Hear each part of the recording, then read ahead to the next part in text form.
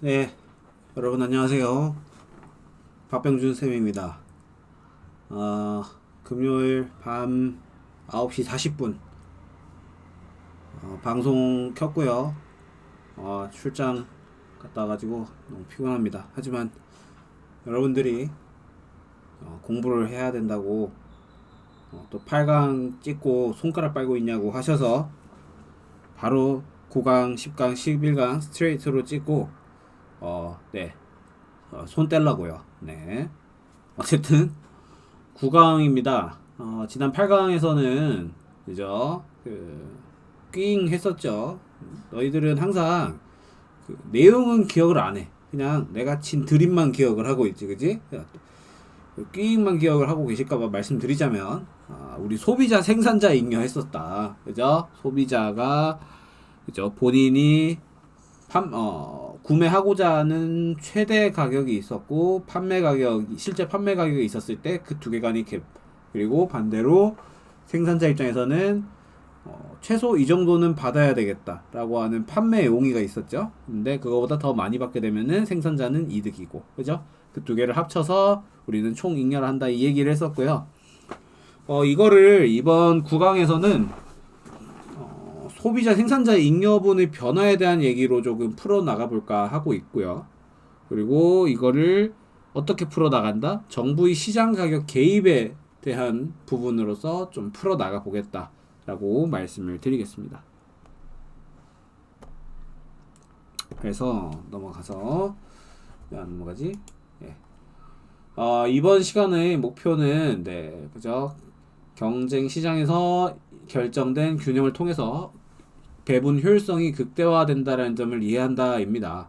반대로 얘기를 하면 경쟁 시장이 아닌 곳에서 그죠? 경쟁이 일어나지 않고 시장 균형이 아닌 곳에서 일어나는 자원 배분의 효율성은 그죠? 총 잉여의 극대화로 이어지지 않는다. 이렇게 반대로 해석을 할 수도 있죠. 그래서 이번 시간에 할 얘기가 바로 그런 얘기입니다.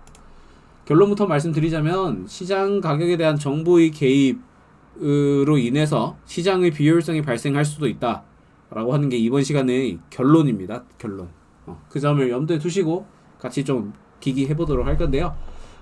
정부의 개입 방식입니다. 정부가 시장 가격에 대해서 어떠한 방식으로 개입하느냐, 두 가지가 있죠. 네, 첫 번째가 시장 가격을 직접적으로 규제하는 그런 방식이 있다라고 말씀드릴 수 있을 것 같아요. 네, 첫 번째 직접적으로 시장 가격을 정합니다. 직접 규제. 반대로 두 번째입니다. 간접적인 규제 방법인데요. 가격 자체를 뭐 얼마 이상 받아, 얼마 이상으로 받지 마, 뭐 이렇게 하는 게 아니라 세금을 간접적으로 부과를 하는 그런 방법이 있습니다. 재화 서비스의 생산 혹은 소비에 대해서 세금을 부과하게 되는 간접 규제 방식 같은 것들도 정부의 개입 방식이 될 수 있습니다. 사실 이 부분에 대해서는 제가 이제 다루지는 않았다 말씀을 드렸죠. 수업 시간 때 다루지 않았다라는 말씀을 드렸는데, 사실은 우리가 잉여분에 대한 변화를 다루지 않을 뿐이지 여러분들 사실은 이 얘기를 경알모 11강에서 합니다. 예. 경알모 11강에서 해요. 11강 어떤 주제랑 관련이 있는지 한번 생각해 보세요. 무슨 주제랑 관련이 있을 것 같아? 뭐겠어? 외부 효과잖아. 외부 효과. 그죠? 이거 생각한 친구는 진짜 똑똑한 친구. 그죠? 외부 효과에서 얘기를 했었죠. 외부 효과의 내부화를 위해서는 세금 같은 것들을 부과하거나 그죠? 벌금 같은 것들을 부과함으로써 부정적 외부 효과를 없앤다. 뭐 이런 얘기를 했었습니다. 예. 그런 거고요. 일단은 직접적으로 시장 가격을 규제하는 직접 규제에 대해서 좀 말해 보도록 할 건데요. 두 가지가 있어요. 시장 가격을 직접적으로 정하는 방법은 첫 번째, 가격이 너무 높은 것 같을 때 가격 상한제를 합니다. 너무 비싼 거예요. 너무 비싸니까 야, 이거 이상으로 받지 마 이제 라고 얘기를 하는 거고요. 반대로 시장 가격이 너무 덤핑 쳐 있는 거예요. 덤핑이란 말을 못 알아듣겠구나. 너무 낮은 것 같은 거예요. 너무 헐값이다 했을 때 이 정도 가격 받으면 이 생산자들이 그냥 손가락 빨고 지금 뭐 삶을 살지 못할 것 같아 뭐 이런 거 있죠. 그럴 때 야, 아무리 그래도 이 정도 이상의 제값은 쳐주자라고 하는 가격 하한제가 있습니다. 두 가지 방식이 있는데 두 가지 다 다뤄보도록 할게요. 일단 여러분들이 알고 계신 상한제 하한제 예시 같은 거 한번 간단하게 들어보시면 좋을 것 같아요. 네, 상한제랑 하한제 예시, 사실은 이렇게 말씀드리니까 모르는 걸 수도 있는데 우리가 지난번에 생산 요소 시장에서 상한 하한 이런 얘기 조금 하긴 했었어요. 상한제 하한제 이거 그죠? 이거 아닌데 죄송해요. 최저임금제 그죠? 최저임금제 하한제죠 그죠? 야 최소한 이거 이상은 받아야 돼, 그렇게 해야 얘네들이 생계를 살 수 있어요, 이런 거잖아요 그죠? 하한제죠 하한제. 상한제 같은 것들은 어떤 게 있을까요? 얼마 이상 받지 마라. 사실은 조금 실제 사회에서는요 직접적인 규제를 그렇게 많이 하지는 않는 것 같아요. 직접적 규제 자체가 흔히 말하는 약간 계획적 경제에 가까운 그런 측면들이 있어서 하지 않는 편이기는 합니다. 그럼에도 불구하고 상한제 위에 리미트를 정해놓는 그런 경우들이 있죠. 사실은 정확한 예시라고 할 수는 있을지는 모르겠지만 티켓 가격 뭐 이런 것들도 될 수 있겠고, 티켓 가격을 사실은 그죠. 근데 우리가 뭐 콘서트 티켓의 가격은 뭐 얼마 이상으로 받아서 안 된다라고 법으로 정해져 있고 그런 건 없잖아요 사실은 그죠? 그렇지만 우리가 이거를 상한제로 인식하는 이유는 뭐 암표 시장에서 너무 리셀이 많기 때문인 거죠. 네, 그런 문제들 때문에 이거 상한제 하한제가 있는 거고요. 혹은 뭐 어떤 게 있을까요? 상한제 정가제 채택하는 그런 것들 그죠? 정가제를 채택하는 그런 어떤 재화나 서비스 같은 것들이 주로 좀 상한제의 적용 대상이지 않을까 생각이 들고요. 네. 기타 등등은 한번 생각해 보시기 바랍니다. 일단 케이스 1입니다. 상한제인데요. 케이스 1 상한제인데, 자, 여러분 생각해 보세요. 자, 기본 시작점은 여기부터 가야 돼요. 상한제가 적용될 만한 그런 케이스가 어떤 케이스인지를 아셔야 되는데, 자, 신발 한 짝당 가격이 너무 50만 원이라고 너무 비싼 거 아니야? 라고 했을 때 A 솔루션으로 가야 할까요? B 솔루션으로 가야 할까요? 우리 상식상 50만 원이 너무 비싸잖아요. 그럼 A, B 중에 뭘 해야 돼요? 그렇죠. B죠, B. 50만 원이라고 너무 비싼 거 아니야? 100만 원 이상은 못 받게 해야겠다. 이러면은 50만 원에 팔던 사람이 그죠? 한 짝당 가격을 50만 원 밑으로 받겠어요? 안 받죠. 그죠? 애초에 50만 원을 팔고 있던 사람인데 그래? 오히려 그죠? 100만 원 이상 못 받게 하겠다 하면은 야, 내 50만 원이 너무 싼가 보다 이런 생각을 할 수도 있겠죠. 하지만 B처럼 30만 원 이상 못 받게 하겠다. 만약에 받는 애들은 뭐 처벌을 내리겠다. 뭐 이렇게 하면은 어떻게 하겠어요? 그렇죠. 가격을 내려야 되겠구나. 이런 생각을 한다라는 겁니다. 그래서 가격 상한제라는 것이 효과를 발휘하기 위해서는 균형 가격과 조정 가격 둘 중에서 어떤 게 더 높아야 된다? 그죠? 균형 가격이 기본적으로 더 높은 상황이어야 한다라는 얘기입니다. 그죠? 방금 전에 봤던 사례에서 그죠? 여기가 50만 원이 되는 거고 여기 P2가 죄송해요. 30만 원이 해당하는 사례가 되어 버리는 거죠. 그렇게 이해를 해주시면 될 것 같아요. 그래서 알겠고, 그래서 상한제 시행 이전이랑 이후의 소비자 생산자 잉여가 어떻게 달라지는데 뭔 얘긴데 뭐 이렇게 하시잖아요. 그죠? 자, 보겠습니다. 생산자 소비자 잉여, 일단은 상한제 시행 이전, 자, 시행 이전과 시행 이후를 비교하려면은 뭘 보셔야 되느냐? 일단 균형점 보셔야 돼요. 자, 상한제 시행 이전 equilibrium E 있죠? E 있고 거기 수준에서는 어떻게 P0의 균형 가격과 Q0의 균형 거래량이 있습니다. 그죠? 자, 이런 상황에서 뭘 분석한다? 소비자 생산자 잉여를 분석한다. 오케이. 자, 그러면 소비자 잉여 보겠습니다. 수요 곡선이 뭐라고요? 소비자의 최대 지불용이, 그죠? 지불용이가 요만큼 그죠? 되어 있는데 여기에서 뭘 뺀다고요? 얘를 뺀다고. 그죠? 얘를 제외하게 되면은 어떻게 된 거예요? 얘만큼이 소비자 잉여. 그죠? 소비자 잉여가 얘만큼. 즉 A 플러스 B 플러스 C가 되는 거고, 생산자 잉여는 how to, 그죠? 거꾸로라 했지. 생산자 잉여는 실제로 받는 가격 마이너스 생산자의 최소 지불용이 이렇게 간다라고 얘기했다. 그지? 그래서 보면은 생산자 최소 실제 받는 가격 여기에서 마이너스 뭘 뺀다? 뭘 빼요? 빼. 자, 공급 곡선 생산자의 최소 판매용이, 그죠? 얘를 빼면은 나머지 어떻게 되는 거니? 요만큼이 뭐가 된다? 생산자 잉여가 되어버리는 거죠. 그래서 A, B, C, D, E, F를 합친, 그죠? 얘네가 총 잉여가 되어버리는 겁니다. 그죠? 어렵지 않아. 자, 근데 이거 괜히 지웠나? 알고 있죠? A, B, C, D, F. 자, 근데 상한제 시행 이후에는 어떻게 되느냐? 보시게 되면은, 자, 상한제 시행했을 때는 균형 가격과 균형 거래량이 어떻게 돼요? 자, 균형 가격 어디 있어요? 균형 가격 어디 있어? 자, 균형 가격이라고 해야 될지도 모르겠어요. 사실 인위적으로 내린 가격이죠. P2죠. 자, P2 수준에서 그러면 균형 거래량은 어떻게 되는 거예요? 자, 여기에요. 1번, 2번. 2번? 1번? 어떻게 되는 거예요? 어디가 균형 거래량이 돼? 여기야.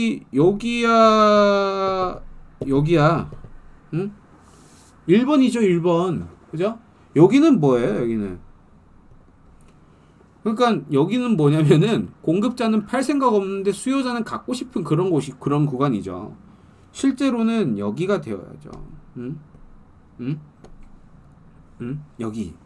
그래서 P2와 Q1이 균형 가격과 균형 거래량 이고, 그죠? 여기가 점이 되어 버리는 상황에서 우리는 무엇을 구한다? 역시 생산자 잉여, 소비자 잉여 구한다.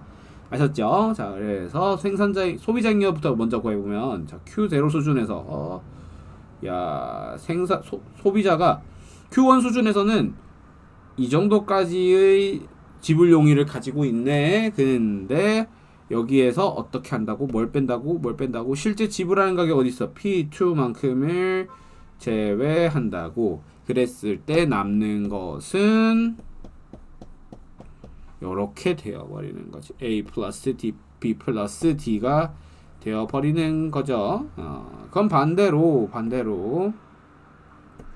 얘는 어떻게 되니? 여기서 얘는 생산자 잉여는 어떻게 되니? 자, 생산자 잉여 실제로 받은 가격 P2 곱하기 Q1에서 얼만큼 제외한다? 여기, 그죠? 생산자가 최소한 지불하고자 하는 용의를 제외하면 얼만큼 남는, 치워져 버렸어. 다시 여기에서, 그죠? 생산자의 최소 지불용이 여기를 제외하면 어떻게? 여기만 남는 거죠.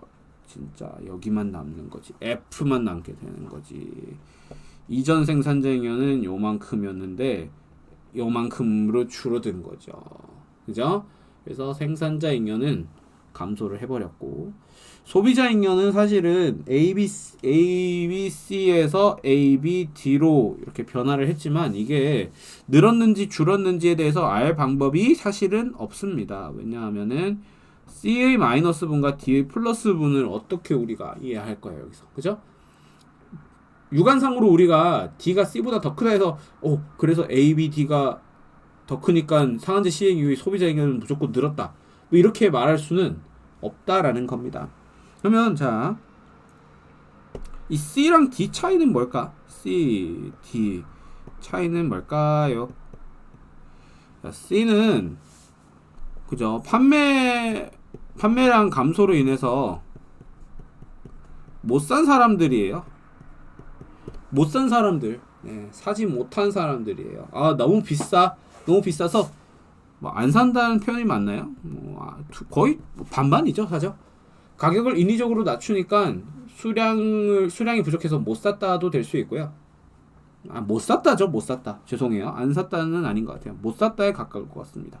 균형 거래량 자체가 줄었잖아요, 그죠? 못 산 사람, 죄송해요. 한편 D는 어떻게 된 거예요?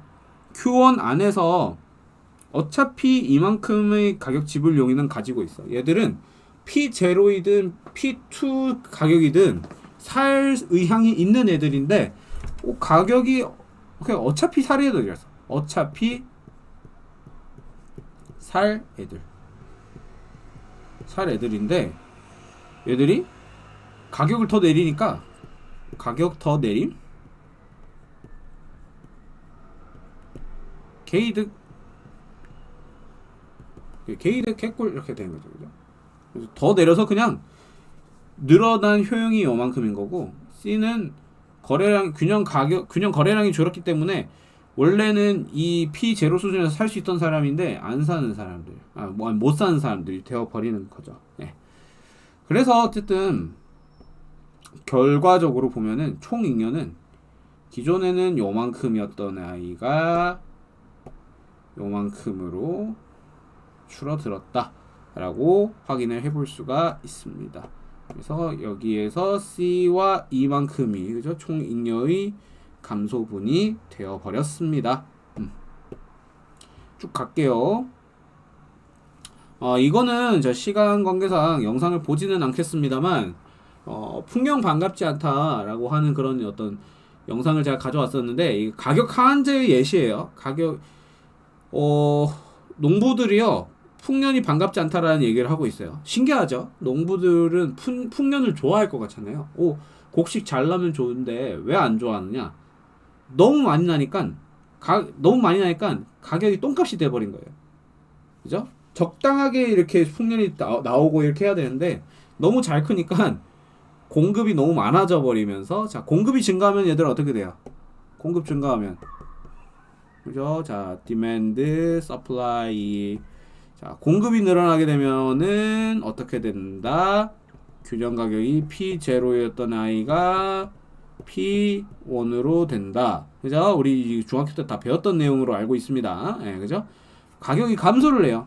그러니까 너무 가격이 낮아져 버리게 되는 문제가 발생을 하는 건데 그런 것들을 하고자 가격 하한제를 실시한다. 뭐 이렇게 봐주시면 될 것 같고요.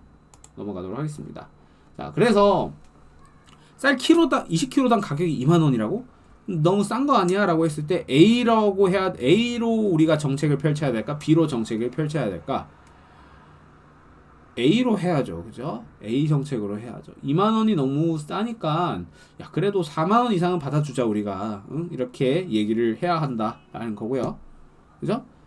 그래서 결론적으로 하한제가 효과를 발휘하려면 균형 가격과 하한 가격 중에서 그죠? 하한 가격이 더 높아야 합니다. 그래서 이런 하한제 너무 낮은 가격을 높이기 위한 어떤 그래프 개형은 이런 식으로 도출이 되어야 한다는 거죠. 이렇게 높아져야 돼 이렇게 얘기를 하는 거고요. 그래서 하한제를 시행을 했더니 자 이거는 그냥 빨리 넘어가겠습니다. 소비자 잉여 생산자 잉여 그죠? 시행 이전에는 이퀄리브리엄 2에서 P0와 Q0 수준의 균형 가격 균형 거래량이 나왔고 소비자 잉여는 이렇게 그죠? A 플러스 B 플러스 C 생산자 잉여는 반대로 어떻게 이렇게 그죠? 여기에서 얘만큼을 뺀 거잖아 그지? 그래서 A, B, C, D, E, F였죠. 근데 하한제를 시행했더니 어떻게 됐다? 자 하한제 시행했더니 균형 가격 P1 균형 거래량 Q1이 되어버렸지요. 이렇게 해서 가격 하한제 시행 이후엔 소비자 잉여가 여기에서 그죠? 요만큼을 제외한 이 아이만이 소비자 잉여가 되어버렸죠. A 그죠?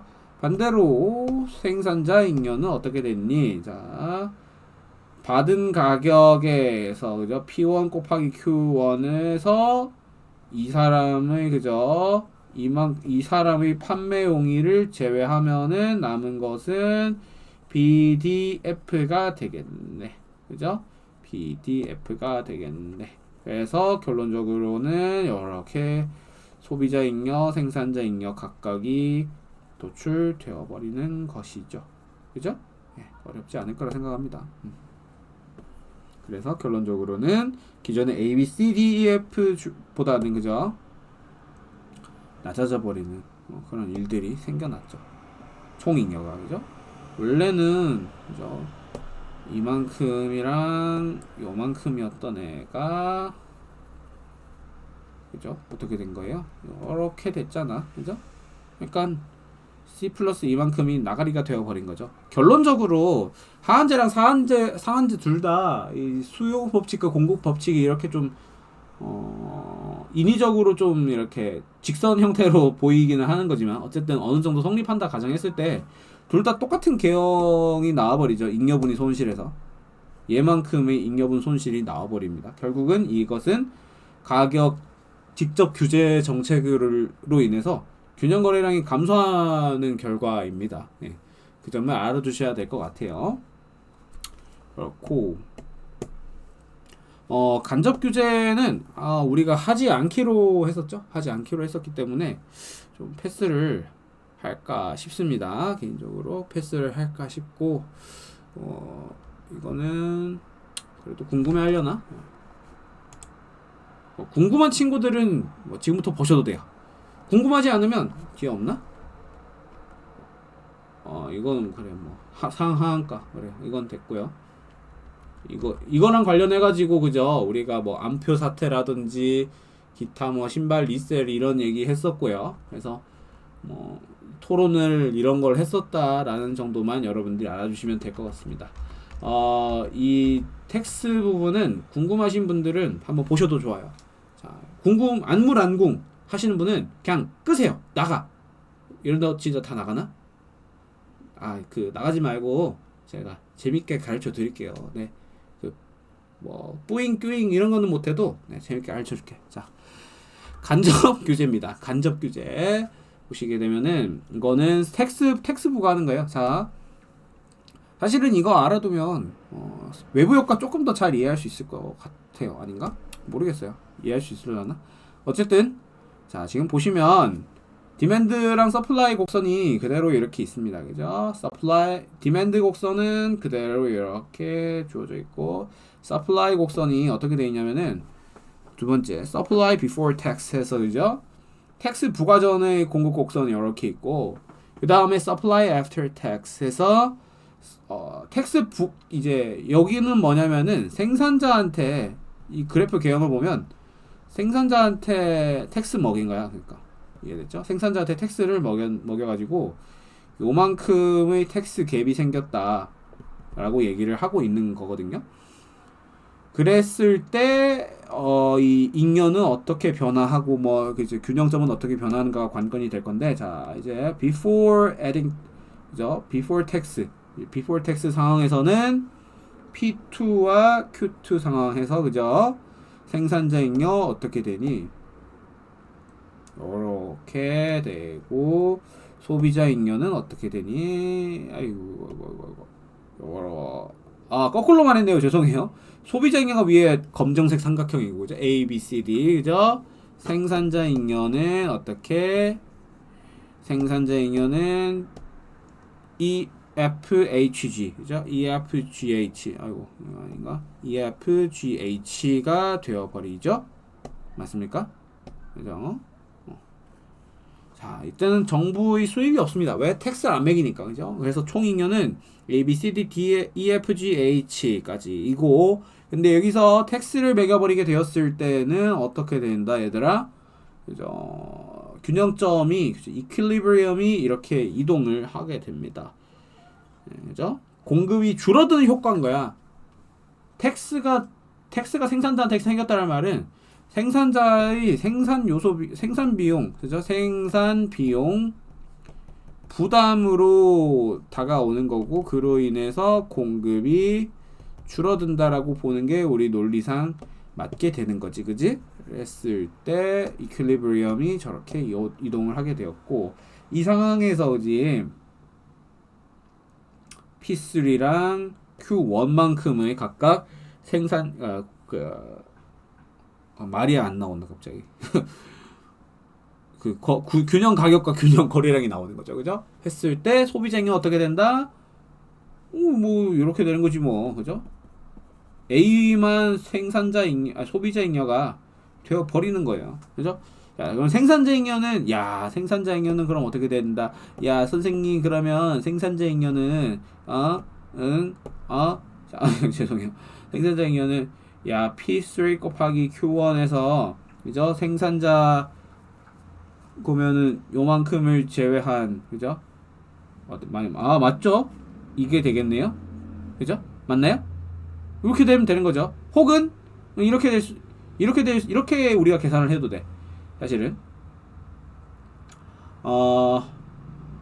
실제로 우리가 P3만큼을 받죠. 소비자에게 받는 가격은 P3죠. P3인데 실제로 남는 거, 실제로 생산자한테 남는 거는 어디예요? P1이죠. P3에서 텍스를 제외하면, 그죠? 이게 지금 이만큼이 텍스였잖아요, 지금, 그죠? 여기서 여기만큼이 텍스라며 방금. 그러니까 P1이 사실은 실제로 생산자 입장에서 실제로 받은 가격은 요만큼인 거예요. 그래서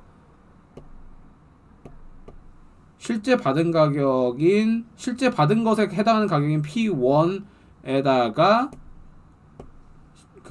여기서의 생산자의 판매 용의를 제외해버리면은 요만큼이 생산자의 생산 잉여다라고 우리가 말할 수도 있겠죠. 그죠? 그래서 생산자 잉여가 G로 계산이 되어 버립니다. 물론 B 플러스 H로 보는 것도 맞아요. B 플러스 H로 보는 것도 맞는데, 통상 우리가 설명할 때는 이런 식으로 좀 설명을 많이 해서 이렇게 말씀을 드려봤고요. 이게 직관적으로 이해하기가 편해서 그래, 얘들아. 알지? 직관적으로 이해하기 편한 방식이 사실 이 방식이어서 그런 건데, 무슨 말이냐면은, 자, 생산자 잉여는 G, 소비자 잉여는 A만큼이고, 자, 근데 방금 전에 봤었던 그 그래프 개형이랑 좀 달라요. 뭐가 다르냐면은 가운데에 구멍이 생겨버렸어, 그죠? 내 심장에는 구멍이 생겨버렸어. 뭐야 이게? 자, 하여튼 있는 노래도 아닌데 혼자서 자작하고 있죠. 자, 어쨌든 보면은 가운데 구멍이 생겼다고. 이게 뭐야 이게? 생산자도 못 가져갔고 소비자도 못 가져간 그런 잉여인 거죠. 그러면은 이거는 진짜 그냥 아싸리 날아가는 거임? 아니죠. 누가 가져간다? 정부가, 그죠? 꺽 하면서 잘 먹었습니다 꺽 이러는 거지, 그죠? 맞잖아. 봐봐. 지금 보면 네모 사각형 잘 보시면은 이게, 그죠? 1단위당 한 단위당 텍스가 되어버리고, 그죠?